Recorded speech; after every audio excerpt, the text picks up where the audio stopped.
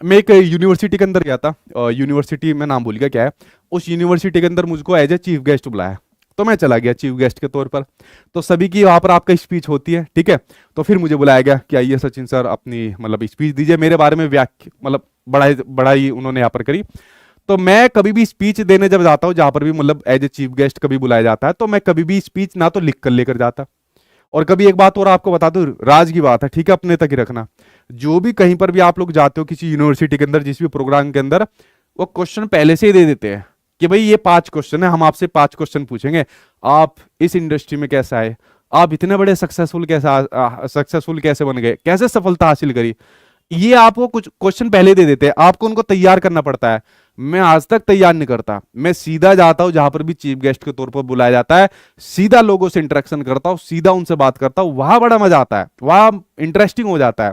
तो वहीं पर एक ऐसा मैटर चल रहा था इमोशन वाला, और मैंने वहां पर यही वाला एग्जाम्पल दे दिया कि भाई एक बात बताओ यार, अगर तुम्हारी ये मैडम अगर घर से लड़ झगड़ कर आ रही है तो क्या तुम्हें पढ़ाई में मन लग जाएगा? मैडम वहां तन्ना आ गई, कह रही नहीं नहीं सर ये आप कैसे कह रहे हैं, हम तो लड़के नहीं आती है नहीं आती। बच्चों के मजे बन गए वहां पे, ठीक है।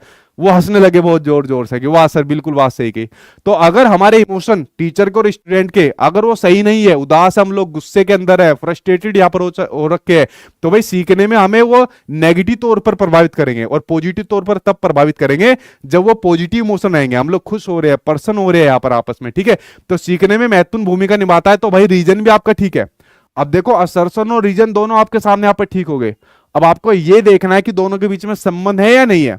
इसने कहा इमोशन सीखने में महत्वपूर्ण भूमिका निभाता है, और बच्चों को स्कूल में जो इमोशनल डेवलपमेंट होता है, यानी कि जो भावनात्मक लगाव होता है, जो इमोशनल अटैचमेंट होती है, वो स्कूल में हमें देनी चाहिए, तभी बच्चा अच्छी परफॉर्मेंस करेगा। यानी कि सही व्याख्या भी कर रहा है, क्योंकि दोनों के बीच में संबंध भी यहाँ पर आपको देखने को मिल रहा है, ठीक है। समझ गए आप लोग इसके बारे में, और समझ गए किस प्रकार से जो चीजें यहाँ पर होती है, ठीक है।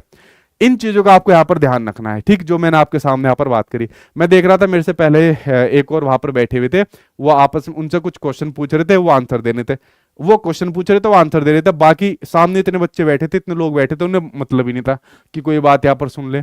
जब मैंने वहां पर बोलना शुरू करा, वहां पे हो इस प्रकार से आवाज आने शुरू हो गई, क्योंकि आप सीधे इंटरेक्शन यहाँ पर चीज आपको करनी है। और मेरा वाला राज अपने तक ही रखना, इसको बाहर मत दे देना। ये हर न्यूज चैनल पर होता है, हर एक प्रकार की जहां पर भी इस प्रकार के चीफ गेस्ट यहाँ पर बुलाए जाते हैं वहां पर ये चीजें होती है।